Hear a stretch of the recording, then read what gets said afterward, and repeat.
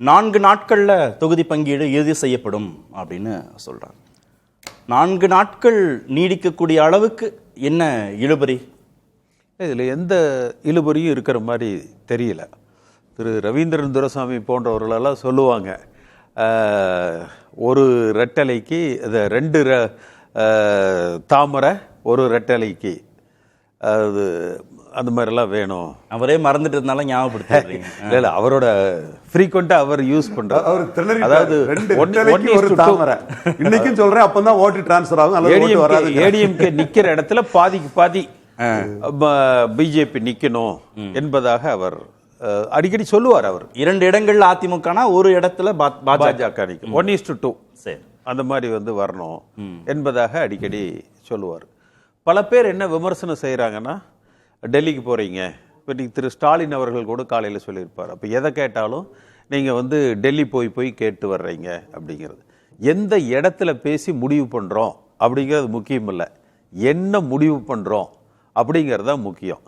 நிச்சயமாக திமுக இந்தியாவில் ஒரு 100 தொகுதிகளுக்கு குறைவாக பெற்றிருக்கிற காங்கிரஸ் கட்சி நாடாளுமன்றத்தில் அவர்களுக்கு என்ன கொடுத்தார்களோ அதிலிருந்து பெரிய வேரியேஷன் பாரதிய ஜனதா கட்சிக்கு இருக்காது.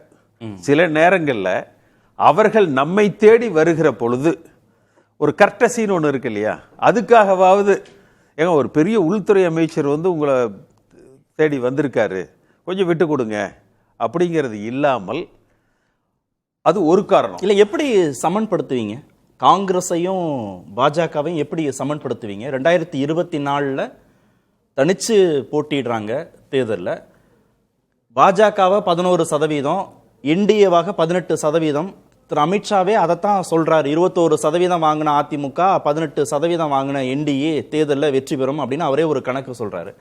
ஆனால் நீங்கள் காங்கிரஸையும் பாஜகவையும் ரொம்ப எளிதாக சமன்படுத்திடுறீங்களா? அதை ஏற்றுப்பாங்களா அவங்க? நீங்களும் கூட நிச்சயமாக காங்கிரஸை விட பாஜக ஒரு சில மடங்குகள் உயர்ந்ததுன்னு சொல்றீங்க. வாக்கு சதவீதம் அடிப்படையில் சொல்ல வரும், அவங்க கிளைம் பண்ணதான் அதான் சொல்ல, வாக்கு சதவீத புள்ளி விவர அடிப்படையில் சொல்றீங்க. அப்போ அவர்களையே காங்கிரஸ் அளவுக்கு தொகுதி பங்கீட்டில் சமன்படுத்தி விடுகிற பொழுது, இந்த நீங்கள் ஏன் டெல்லிக்கு ஃப்ளைட் பிடிச்சி போனீங்க, ஏன் டெல்லியில் கேட்டு செஞ்சீங்க, இதுக்காகத்தான் நான் தமிழ்நாடா டெல்லியா என்று அரசியல் களத்தையே கட்டமைச்சேன் என்பதெல்லாம் மக்கள் மத்தியில் எடுபடாது இல்லையா? அதாவது காரியம் பெருசா வீரியம் பெருசா, நெட் ரிசல்ட் என்ன? இல்லை, 5 மாநில சட்டமன்ற தேர்தல், திரு அமித்ஷா பிஸியா இருக்காரு, அதனால நானே போனேன் திரு அமித்ஷாவை சந்திப்பதற்குன்னு திரு எடப்பாடி பழனிசாமி சொல்றதுல இருக்கக்கூடிய நியாயத்தை புரிஞ்சுக்கலாம். ஆனால் திரு தினகரன் போறாரு, திரு அன்புமணி போறாருன்னா அவங்கெல்லாம் திரு அமித்ஷா கிட்ட தான் பேச வேண்டிய இடத்துல இருக்காங்களா? திரு எடப்பாடி பழனிசாமியோட பேச மாட்டாங்களா? ஏன் சொல்லி எங்களுக்கு இன்னும் கொஞ்சம் சேர்த்து கொடுக்க சொல்லுங்கன்னு கூட அவங்க போலாம்ல. இன்னும் கொஞ்சம் சேர்த்து கொடு, அவர் கராரா இருக்காருங்க, இன்னும் கொஞ்சம் சேர்த்து கொடுக்க சொல்லுங்கன்னு சொல்லலாம். அடுத்து திமுக வளமா இருக்கிறாங்க, எல்லா விஷயங்களிலும் ஆளுகிற கட்சியாக இருக்கிறாங்க, முழு அதிகாரத்தோட இருக்கிறாங்க. சில பல விஷயங்கள்ல அவர்களுடைய உதவிகள் கொஞ்சம் தாராளமாக தேவைப்படும் என்பதற்காகவும் இருக்கலாம். இல்லை, திரு பழனிசாமினால இந்த விவகாரங்களை கையாள முடியல, திரு அமித்ஷானால தான் கையாள முடியுதுங்கிற மாதிரியான ஒரு தோற்றம் தெரியாதா வெளியில இருந்து பார்க்கும்போது? இதுல அந்த மாதிரி எல்லாம் ஒண்ணுமே இல்லையில்ல. எப்ப சொல்லலாம், அதாவது இன்றைக்கு கூட எல்லோரும் என்னங்கிறாங்கன்னா, அதாவது இது பாருங்க என்டிஏ கூட்டணி என்று சொல்றாங்க. இதெல்லாம் கட்டமைக்கப்படுகிற ஒரு பிரம்மை, ஒரு நேரேட்டிவ் இவங்க ஒரு பர்செப்ஷனை கிரியேட் பண்ண பார்க்கிறாங்க. நானே சொல்றேன், என்டிஏ கூட்டணின்னு சொல்லலாம். அதிமுக பாதிக்கும் குறைவான இடங்களில் போட்டியிட்டால் அது என்டிஏ கூட்டணி. ஒரு கிட்டத்தட்ட 160 to 170 தொகுதிக்கு உள்ள 234 தொகுதியில் ஒரு 70% தொகுதிகளில் அதிமுக போட்டியிடுகிற பொழுது எப்படி நீங்க இத அதிமுக ஆட்சி இல்ல, அதிமுக கூட்டணி இல்ல, இது ஒரு என்டிஏ என்று நம்ம பேச முடியும்? அது மாதிரி நிச்சயமா நம்ம பேச முடியாது. இது திரு ஸ்டாலின் அவர்களும் திமுகவும் ஆரம்பத்திலிருந்தே கட்டமைக்கிற அந்த ஒரு பர்செப்ஷன் என்பது திரு ஸ்டாலின் அவர்களை பொறுத்த வரைக்கும், இது நான் வழக்கமா சொல்றதுதான், நீங்கள் இந்துத்துவா திராவிடமா என்றால் திராவிடம், திமுகவா அண்ணா திமுகவா என்றால் அண்ணா திமுக. அப்ப திரு ஸ்டாலின் என்ன நினைக்கிறாரு, இந்துத்துவா திராவிடமா என்கிற சித்தாந்த அரசியல், டெல்லியா தமிழ்நாடா என்கிற அந்த சித்தாந்த அரசியலுக்குள்ள போறாரு. அண்ணா திமுகவா திமுகவா என்கிற அந்த அரசியல் வந்தால் நிச்சயமாக அண்ணா திமுக தோல்வியை பரிசாக திமுகவுக்கு கொடுக்கும். ஆனா அண்ணா திமுக பாருங்க, ஒரு இடத்துல கூட இங்கிருந்து வந்தவர்களை வச்சு கட்சி நடத்துற அளவுக்கு அவர்கள் பலகீனமாக திமுக இருக்கிறாங்க என்று விமர்சிச்சதே கிடையாது. யாருமே பெருசா விமர்சிச்சது கிடையாது. இன்றைக்கும் கூட தென் மாவட்டங்களில் இவர்கள் ஓபிஎஸ் நம்பி இருக்காங்க. ஒவ்வொரு கோயம்புத்தூர்ல கொங்கு மண்டலத்தை எடுத்தீங்கன்னா செந்தில் பாலாஜியை நம்பி இருக்காங்க. அப்ப பாதி தமிழ்நாட்டுக்கு 2021 இங்கிருந்து போனவர்கள், அதற்கு பிறகு இங்கிருந்து போனவர்களை நம்பி பாதி திமுக இன்றைக்கு இயங்கிக் கொண்டிருக்கிறது. தொகுதி பங்கீடு பேச்சுவார்த்தையில திரு எடப்பாடி பழனிசாமி கை ஓங்கி இருக்குன்றீங்க. நீங்கள் முடிவுகள் வெளிவருகிற பொழுது இதில் எடப்பாடி பழனிசாமி வெற்றி பெற்றிருக்கிறார் என்பது எல்லோரும் ஒத்துக்கொள்வாங்க, ரவீந்திரன் துரைசாமி உள்பட. திடீர்னு ஏதோ ஒரு மாயாஜாலம் நடந்திருக்கு. திரு கேசிபி திரு எடப்பாடி பழனிசாமிக்கு ஆதரவான ஒரு சார்பு நிலை எடுத்து அதிமுகவுக்கு ஆதரவு என்னைக்கு அதிமுக எதிர்த்து பேசியிருக்கேன்? அதிமுகவுக்கு ஆதரவா தான் இவ்வளவு நாள் பேசியிருக்கீங்க. திரு எடப்பாடி பழனிசாமிக்கு ஆதரவா இன்னைக்கு பேசியிருக்கீங்க. சரி, இன்றைய தேதிங்கிறது இன்றைய இந்த பேச்சுவார்த்தைக்கு அப்புறம் அவர் தானே போயிருக்காரு. உங்களுக்கு ஏதாவது நல்லது நடந்தா மகிழ்ச்சி.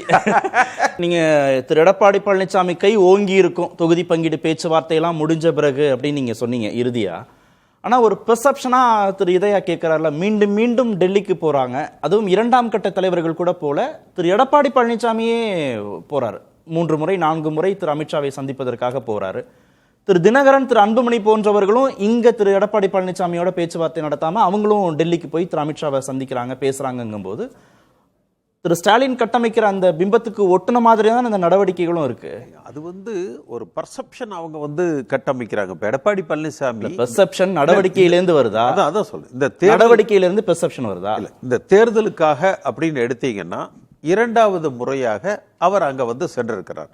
இன்னொன்னு என்னன்னா, இவ்வளவு நாள் இதயா போன்றவர்கள் விஜய் பத்தின அந்த கணக்கீடுகள், ஒப்பீடுகள், இதுல ஒருவேளை அதிமுக கூட்டணியோடு விஜய் வருவாரா என்கிற எதிர்பார்ப்புகள் ஊடகங்கள்ல பெரிய அளவுல பேசப்பட்டு வந்தது. அப்ப அதுல பாஜக கொஞ்சம் ஸ்லோவா இருந்தாங்க. இந்த கூட்டணியே இப்ப திமுக சற்று முன்னதாகவே எல்லாத்தையும் இப்ப நீங்க காங்கிரஸோட அவங்க பேச்சுவார்த்தை நடத்த ஆரம்பிச்சு எவ்வளவு நாட்களுக்கு அது நடந்தது.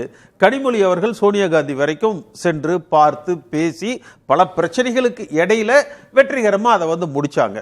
இன்றைக்கும் கூட மார்க்சிஸ்ட் கம்யூனிஸ்டோட சில சங்கடங்கள்ல அவர்கள் இருக்கிறாங்க. நிச்சயமா இது ஒரு மிகப்பெரிய ஒரு டைம் கன்சியூமிங் ப்ராசஸ். இல்ல சார், அங்க 21 கட்சிகள் கொண்ட கூட்டணி ஏற்கனவே கேட்கிற இடங்களை விட அதிகமா கேட்கிறாங்க. புதுசா தேமுதிக உள்ள வந்திருக்கு, ஓபிஎஸ் உள்ள வந்திருக்காரு. இந்த மாதிரி நிறைய சிக்கல் இருக்கு. இங்க எண்ணிக்கையே குறைச்சு தானே பெரிய பெரிய கட்சின்னு நீங்க லிஸ்ட் அவுட் பண்ணீங்கன்னா நான் மற்ற கட்சிகள் ஒப்பிடல. இல்ல பாஜக, அமமுக, திரு அன்புமணி 3 பேர் தானே. நான் பாஜகவையும் காங்கிரஸையும் ஒப்பிடுறேன், அவ்வளவுதான். மற்றதையெல்லாம் நான் எதையும் ஒப்பிடல. திமுகவும் அதிமுகவும் தான் ஒப்பிடணும். நான் அதுக்காக சொல்றேன். அதான் சொல்றேன். அதாவது திமுக காங்கிரசுக்கு என்ன கால அவகாசத்தை எடுத்துக்கொண்டார்கள், அதிமுக பாஜகவுக்கு என்ன கால அவகாசம் தேவைப்படும். சார் இல்ல ஒரு கட்டத்துல வந்தா வரட்டும், வராவிட்டாலும் பரவாயில்லைங்கிற இடத்துக்கு கூட நகர்ந்துட்டாங்களா சார் திமுக தரப்புல? காங்கிரஸ் அவங்க நகரல அப்படின்னு வெளியே சொன்னாங்களே ஒழிய உள்ளுக்குள்ள எக்காரணத்தை கொண்டும் விட்டுவிடக் கூடாது என்று இழுத்து பிடிச்சாங்க. அப்படின்னா இதே கலைஞர் காலமா இருந்திருந்தா கூட நட்பு கேடாய் முடிந்ததுன்னு சொல்லி கதவுகளை இழுத்து அந்த பெர்செப்ஷன் ஏன் இங்க உருவாகணும்? அப்ப அங்க சிக்கல் இருந்துச்சு திமுக காங்கிரஸ் இடையே, இங்க எந்த சிக்கலும் இல்லாம இலகுவா. நான் சொல்றது அந்த என்ன டைம் ஸ்பேஸ் அதுக்கு எடுக்கும். இது அந்த விஜய்ங்கிற ஒரு ஃபேக்டர் குறுக்க வந்ததுனால கொஞ்சம் காலதாமதம் ஆயிடுச்சு இதுகெல்லாம் துவங்குவதற்கு. இனி திருப்பி அவர்கள் இங்க இருந்து அங்க போய் இதெல்லாம் காலதாமதம். அது லாஜிக் தானே. ஒரே மீட்டிங்ல put a full stop. Okay.